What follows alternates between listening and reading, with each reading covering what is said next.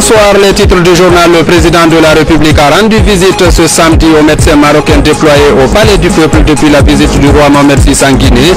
Professeur Alpha Condé a remercié ses médecins pour la prise en charge accordée aux patients guinéens. Les tenanciers des plages et autres lieux de loisirs doivent prendre des dispositions pour éviter des accidents pendant les fêtes et autres cérémonies. Ce sont les recommandations du ministre de la Jeunesse. Les producteurs de sel demandent l'appui de l'État. Ils veulent accroître leur productivité et promouvoir ainsi la vente de leurs produits. C'est tout pour les titres. Dans quelques instants, les détails. Mesdames et messieurs, bonsoir et bienvenue dans ce journal que nous ouvrons par ce communiqué de la présidence de la République. Le président de la République, professeur Alpha Condé, appelle l'ensemble des centrales syndicales à une rencontre lundi 12 mai 2014 à 10h à la présidence de la République. Comme annoncé dans les titres, le président de la République était ce matin au Palais du Peuple. Professeur Alpha Condé est venu remercier le personnel médical de l'hôpital militaire mobile marocain pour son implication dans la prise en charge des malades guinéens. Sanassi Keita, Doudou Traoré. L'objectif de la visite du président de la République est de remercier le personnel médical de l'hôpital militaire mobile marocain pour son implication dans la prise en charge effective des malades du pays. Professeur Alpha Condé se félicite du dévouement que ces médecins marocains continuent de faire preuve. Désolé d'avoir visité aujourd'hui l'hôpital militaire parce que je vois depuis qu'ils sont là, tout ce qu'ils ont apporté à plus de 30 000 personnes qui ont été consultées et soignées, et aussi leur grand dévouement et leur grande détermination à nous aider. Mais surtout, je souhaiterais que, comme ils ont créé beaucoup d'espoir au niveau du peuple guinéen, quand on voit tous les jours le nombre de gens qui viennent, qu'on ait un acquis qui reste. C'est pourquoi je demandais au major si on peut faire des sports pour mieux éduquer la population. Par exemple, le dentiste, que les gens ne se brossent pas assez de dents, et aussi les maladies les plus fréquentes, parce que les gens ignorent, comme le diabète, etc. C'est des maladies dont les gens ignorent. Mais évidemment, toute chose a une fin, mais nous souhaitons qu'il prolonge un peu leur séjour. Donc avec l'aide de l'ambassadeur, nous allons se demander au roi humblement d'accepter que moi je reste quelques jours, ne serait-ce que pour qu'on puisse faire, qu'on ait l'acquis après eux, parce que s'ils partent, c'est bien, ils ont changé les gens, mais on n'aura pas l'acquis. Alors que si on fait des sports, au moins on pourra bénéficier de cela. Le chef de l'État salue aussi le fait que ces médecins marocains collaborent étroitement avec leurs collègues guinéens. Je suis très heureux aussi qu'ils collaborent avec leurs collègues guinéens, parce que tous ceux qui vont faire et les notes qui vont laisser vont permettre aussi à leurs collègues guinéens.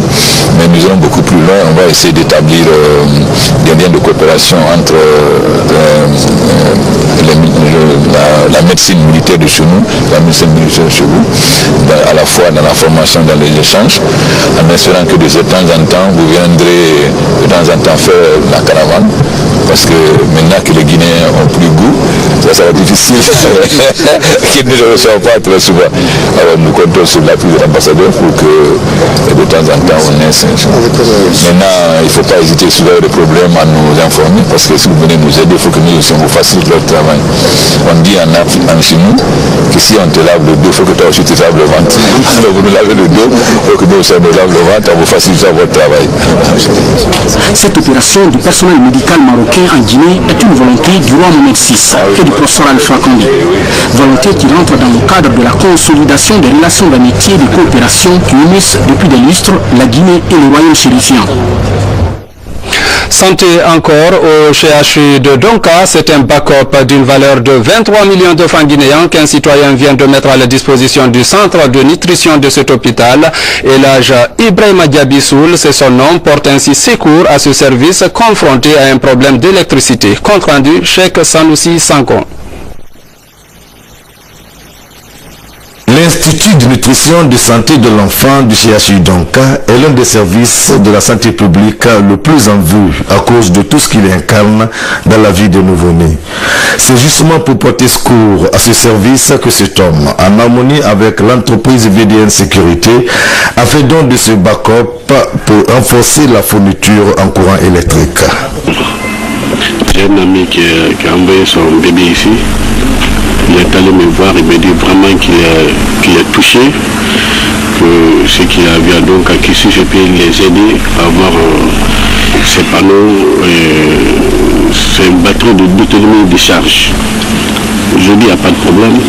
Ça accumule le courant à partir du courant énergétique qui rentre et ça restitue en cas de coupure. Ce système permet de sauver les vies parce que les appareils qui fonctionnent souvent quand il y a coupure, c'est-à-dire que les médecins sont non ou bien ils sont déplacés pour aller payer à manger. Je pense que c'est ce problème qu'on cherche à résoudre. Même si tout n'est pas parfait, comme le souligne le directeur de l'Institut, l'installation de ce matériel est un atout. Ces enfants constituent l'avenir de la Guinée. Il faut s'occuper d'eux. Mais j'ai quelques défis quand même à dire. Le problème de médicaments est criard. Présent à la remise officielle de ce matériel, les deux ministres de la Santé et de la Communication ont salué les gestes et remercié les donateurs.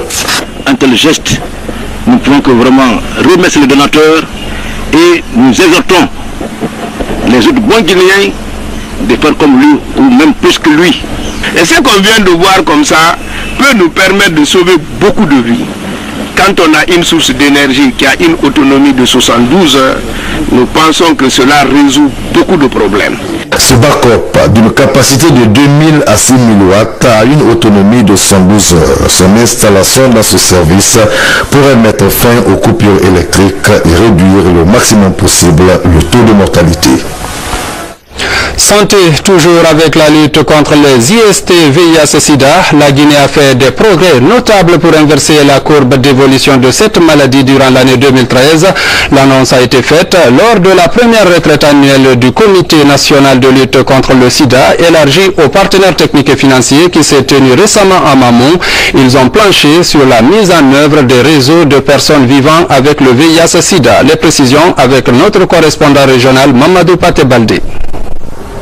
La ville Carrefour Mamou accueille la première retraite annuelle conjointe du secrétariat exécutif du Comité national de lutte contre le sida et ses partenaires.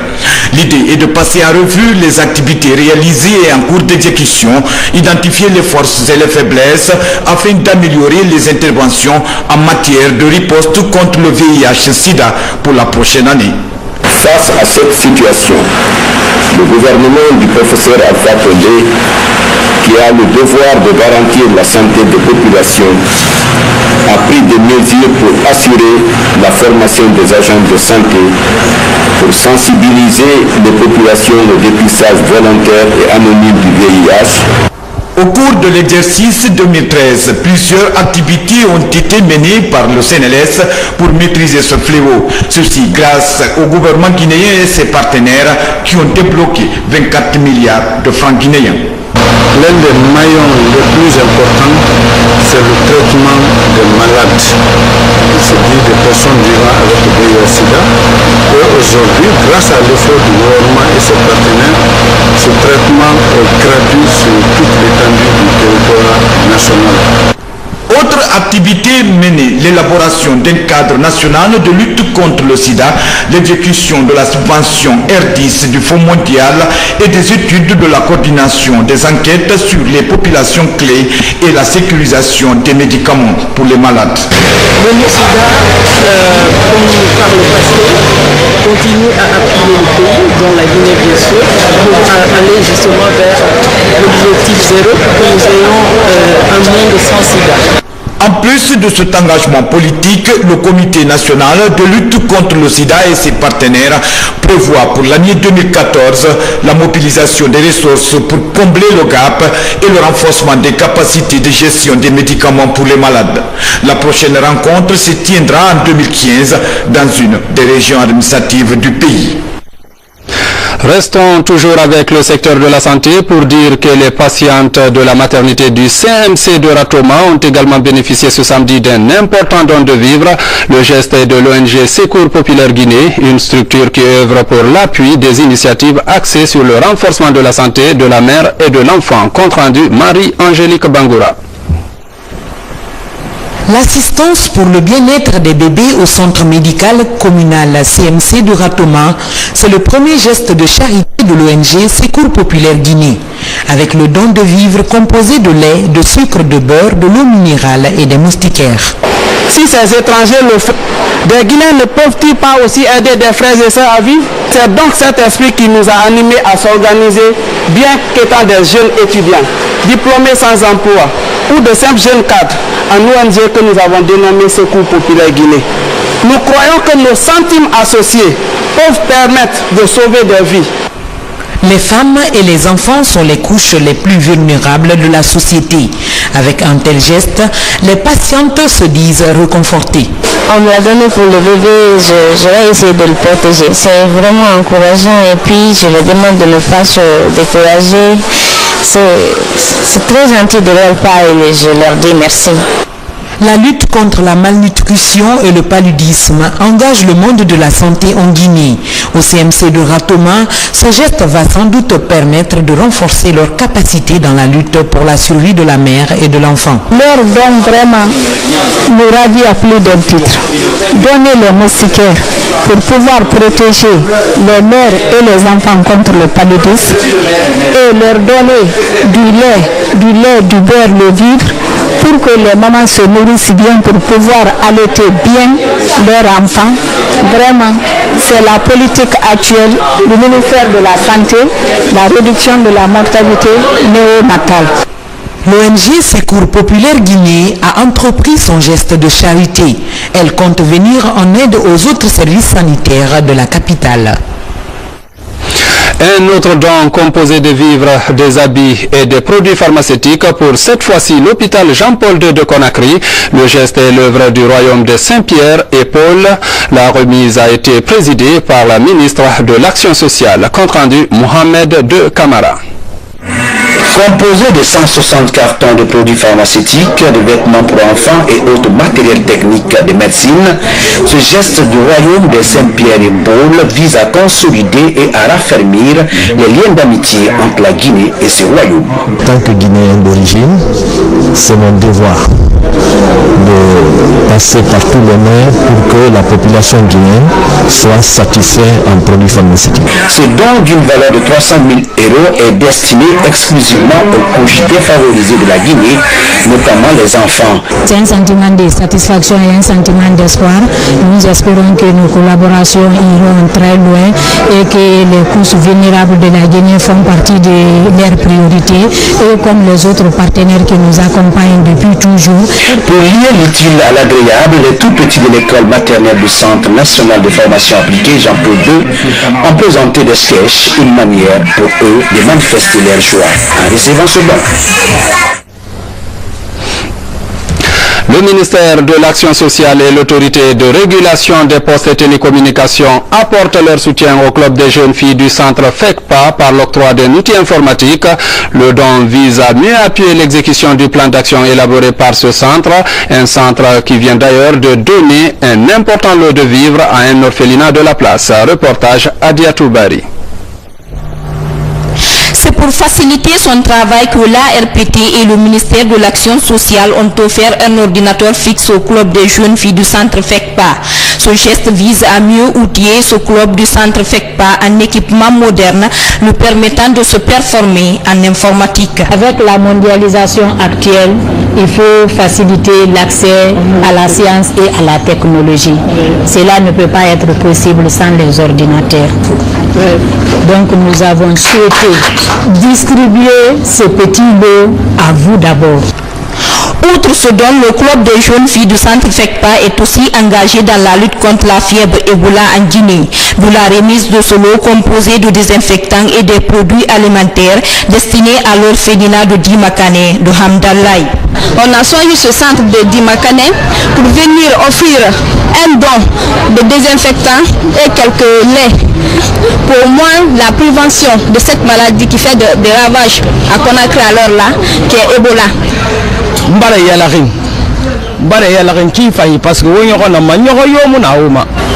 Je suis très contente pour ce don composé de l'eau de javel et de savon qui va désormais me permettre de sauver la vie de mes orphelins.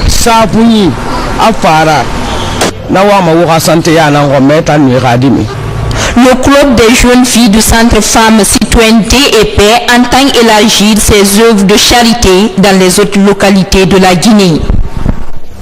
Le ministre d'État chargé des Affaires étrangères, en sa qualité d'envoyé spécial du président de la République, a été reçu en audience par le président du Burkina Faso. Lousséni Fall était porteur de message du chef de l'État, professeur Alpha Condé. Lors de leur rencontre, les deux ont échangé sur le renforcement de la coopération existant entre nos deux États. On écoute Lousséni Fall. D'avoir le privilège d'être reçu par M. le Président de la République, le Président Blaise Compaoré, à qui j'ai remis un message écrit du Président, le professeur Alpha Condé, un message de fraternité. Comme vous savez, le Burkina et la Guinée entretiennent des relations de fraternité qui sont d'un niveau très élevé. Et vous savez également que le Président Blaise a joué un rôle très positif dans la restauration de l'ordre constitutionnel en Guinée. Le peuple guinéen lui en sait gré pour tous les efforts qu'il a déployés pour ramener la paix, la quiétude et surtout le retour à l'ordre constitutionnel. C'est dans ce cadre que je suis ici aujourd'hui et le président m'a fait l'honneur de me recevoir et je pense aussi que les choses passent très bien, les relations sont très cordiales et le président Blaise va effectuer très rapidement une visite en Guinée et ce sera l'occasion pour les deux présidents d'insuffler un élan nouveau aux relations de coopération et de fraternité qui existent entre nos deux pays. L'opération Conakry Ville Propre initiée par le gouverneur de la ville de Conakry se poursuit. Ce samedi, Soriba Sorel Kamara était dans les communes de Dixine, Matam et Ratoma avec la participation exceptionnelle du président de la République, professeur Alpha Condé. Partout, ils ont sensibilisé la population à assainir les lieux afin d'éviter les maladies hydriques. Reportage Moussa Bangoura. L'équipe était dans les quartiers de Kenyang et Afia dans la commune de Dixine où les coins et recoins étaient assainis à la satisfaction des autorités. Par contre, dans la commune de Matam, précisément à Bonfi et Avaria, sur la route du Niger, l'assainissement n'a pas été respecté par les responsables où des tas d'immondices envahissent la route. Une situation que le gouverneur déplore. J'ai demandé à l'administrateur de ces marchés, je les ai mis en garde, le SPDT, j'ai mis en garde, surtout la commune de Matam, où l'axe Carrefour Constantin, Niger, ils me cachent ces coins, mais j'ai découvert, s'ils ne prennent pas les dispositions dans le quartier, Boussora, là, ils vont en partir. On ne cache rien. Aujourd'hui, dans le classement premier, et bravo, c'est la commune de Ratoma, dans l'axe Amdallah Bambeto. Le président de la République et quelques membres du gouvernement étaient mobilisés pour sensibiliser la population afin d'éviter les maladies hydriques en ce début de la saison des grandes pluies. La saison pluvieuse a besoin de la propreté dans nos familles, à commencer par la maison, nos chambres, la devanture de notre habitation, jusqu'à dans la rue. Nous ne devons pas prendre les saletés de la maison pour la rue.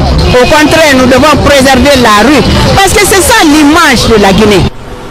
Cette opération qui se poursuivra jusqu'à la fin de la saison des pluies, le gouverneur et ses partenaires entendent redonner à la capitale son image d'antan.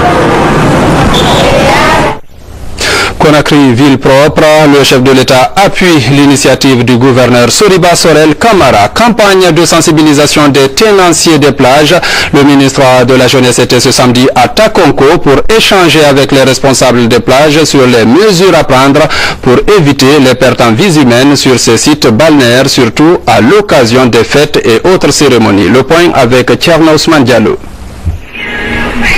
C'est une plage qui pourrait accueillir des centaines de jeunes demain dimanche 11 mai 2014, la journée de commémoration du 33e anniversaire du décès de l'artiste jamaïcain Robert Nesta Marley. Cette année, c'est une journée suivie de près par le gouvernement. Les souvenirs du drame à la plage de Lambani le 1er janvier dernier sont toujours présents. Cette fois-ci, il faut s'assurer qu'aucune vie ne soit mise en danger. Le ministre de la Jeunesse, au contact des jeunes et des responsables des plages, se montre visiblement préoccupé. Ces jeunes-là constituent aujourd'hui la majorité de la population. Nous avons le rôle de les encadrer. Moi, j'ai la mission qui m'a été confiée par le président de la République de traduire sa vision en actes concrets. C'est de sensibiliser, d'informer les jeunes, de les ramener à l'exercice de la responsabilité, de faire en sorte que même s'ils doivent s'épanouir sur le plan culturel, socialement, qu'ils le fassent avec beaucoup de mesures, avec beaucoup de responsabilités. La préoccupation du gouvernement suscite des réactions chez les responsables des plages qui prennent eux aussi des engagements et de nouvelles mesures. Nous avons décidé de ne pas organiser, de ne pas inviter d'artistes au niveau des plages et dans l'espoir que ça va alléger un peu les choses. S'il s'agit vraiment de prendre des dispositions, on en a suffisamment pris pour que ça soit accident zéro encore. Le 11 mai donc de cette année se fera sans aucun concert sur toutes les plages de Conakry, avec à la clé un déploiement d'agents de sécurité pour prévenir tout risque de débordement. Éducation à présent pour accroître l'employabilité de ses étudiants. L'Institut Mahatma Gandhi a signé ce samedi une convention de partenariat avec le cabinet Intelact. Cette structure devra apporter son expertise dans le domaine de la formation à cette université guinéenne. La cérémonie vue et commentée par Mamadou Alpha Baldé. Cette signature de convention amorce un partenariat entre l'université Mahatma Gandhi et le cabinet Intelact Consulting. Objectif visé, améliorer les compétences des étudiants, adapter la formation aux exigences du marché de l'emploi, mais aussi favoriser l'employabilité des étudiants au sein des entreprises. Une des principales causes du chômage en Guinée, c'est l'inadéquation entre la formation et les besoins du marché du travail. Nous, aujourd'hui, nous voulons prendre le devant.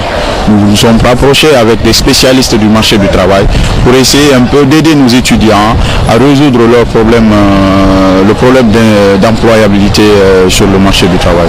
Le partenariat va être autour notamment de la contribution à l'amélioration des programmes pour que ces programmes soient plus adaptés aux besoins des entreprises, autour de la formation des jeunes dans divers domaines pour améliorer leurs compétences dans les domaines de l'informatique, de la bureautique, des techniques de recherche d'emploi, dans les domaines de la gestion, je veux dire les fondamentaux.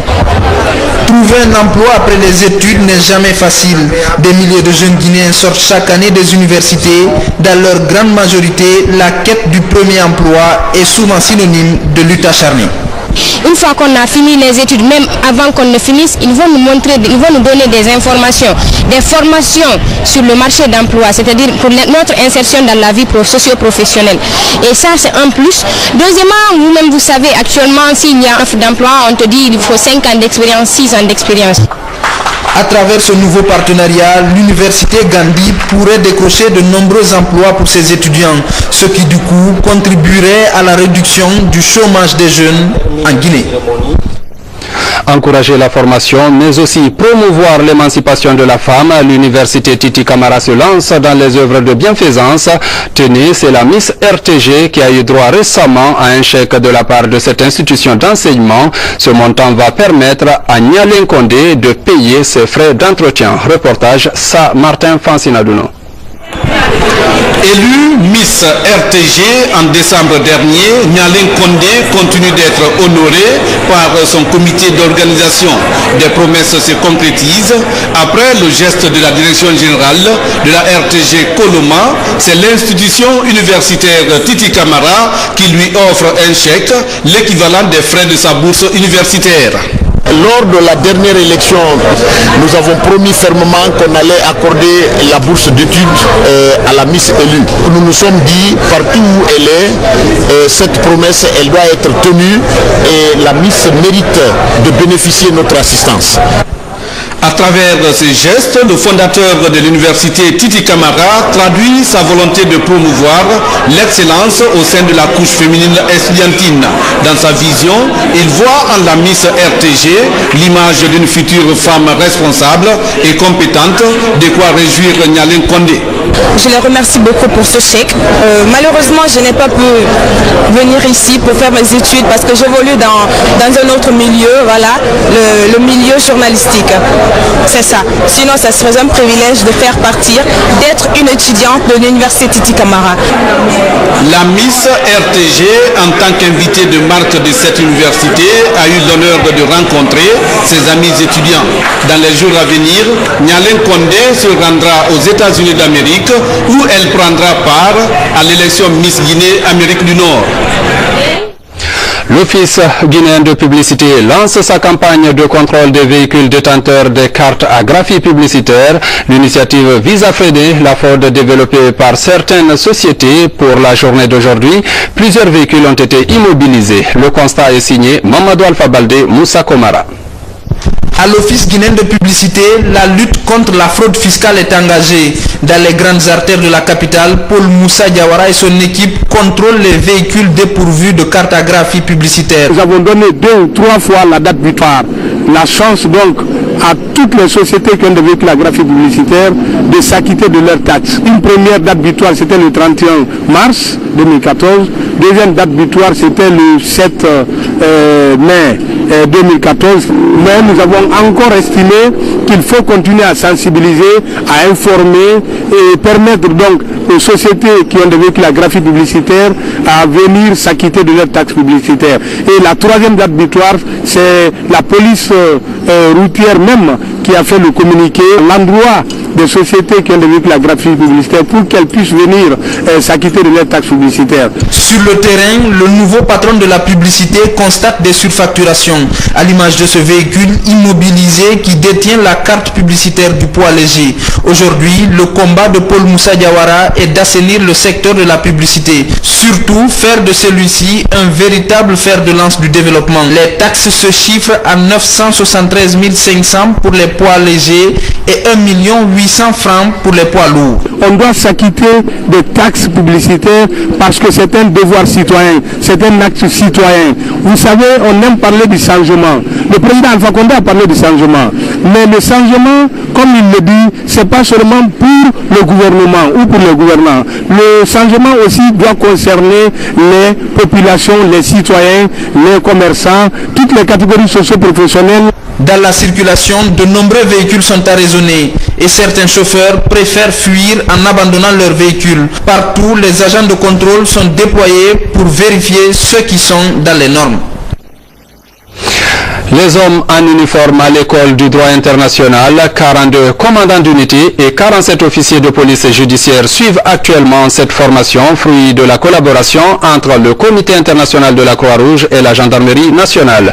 Objectif, renforcer leurs capacités opérationnelles. Reportage Sergent Alassane Diaby. Le droit de l'homme et le droit international humanitaire sont des disciplines incluses dans le programme de formation des gendarmes. C'est dans cette optique qu'intervient cette conférence de sensibilisation sur le respect des lois et des libertés individuelles. Une intervention du Comité international de la Croix-Rouge, CICR, en faveur de la gendarmerie nationale. Toutes les promotions qui passent ici sont obligées de suivre ce cours-là, parce que c'est quelque chose qu'on doit concrétiser sur le terrain. Raison pour laquelle aujourd'hui le CICR est là et je pense que leur présence elle est vraiment salutaire.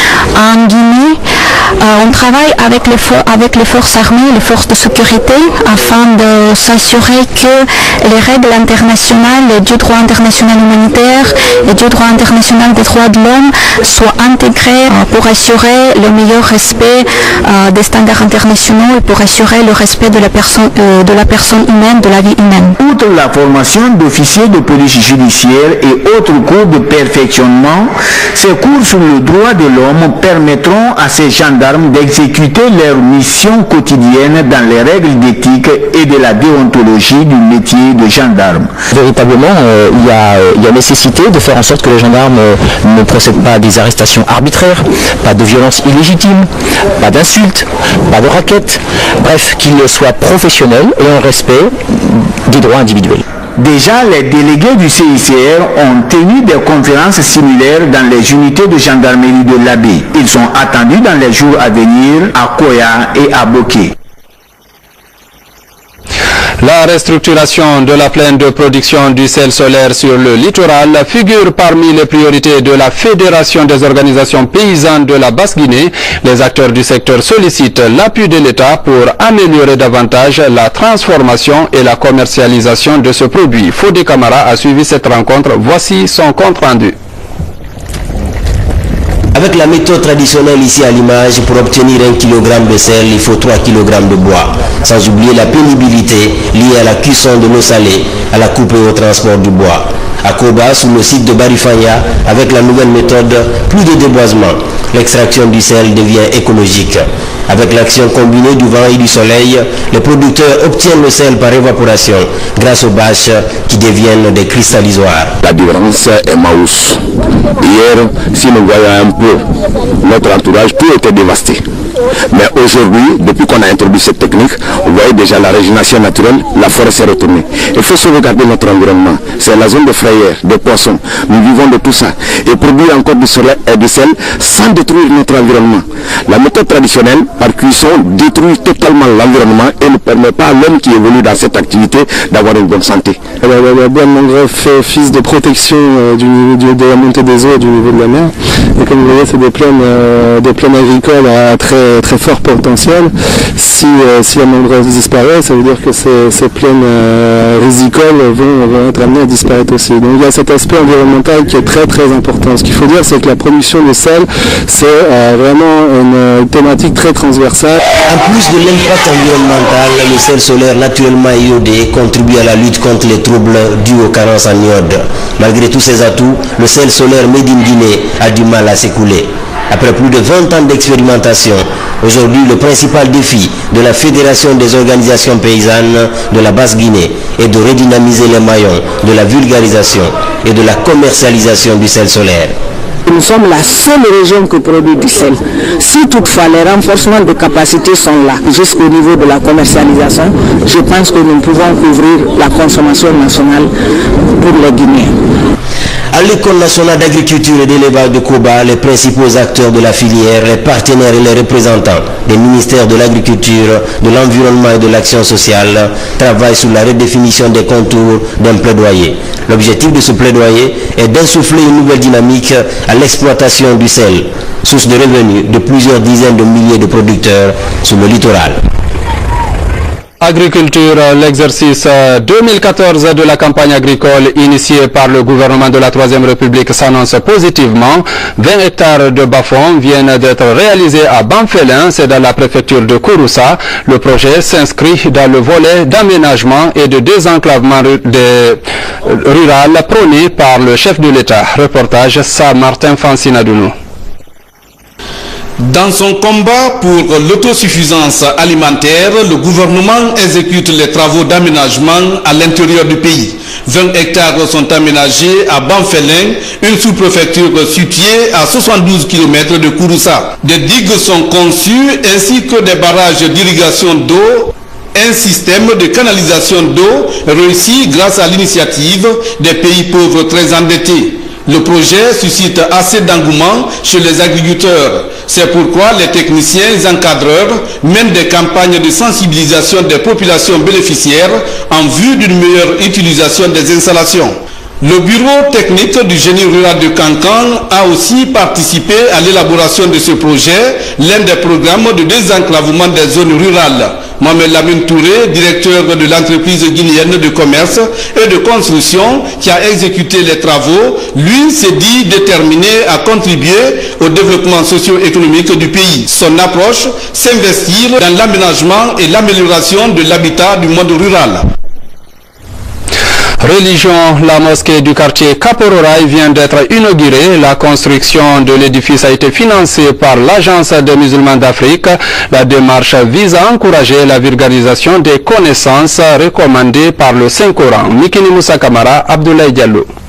21 ans après la pose de la première pierre, l'Agence des musulmans d'Afrique a injecté plus de 300 millions de francs guinéens pour la construction de cette mosquée située dans le quartier Kapororaï dans la commune de Ratoma.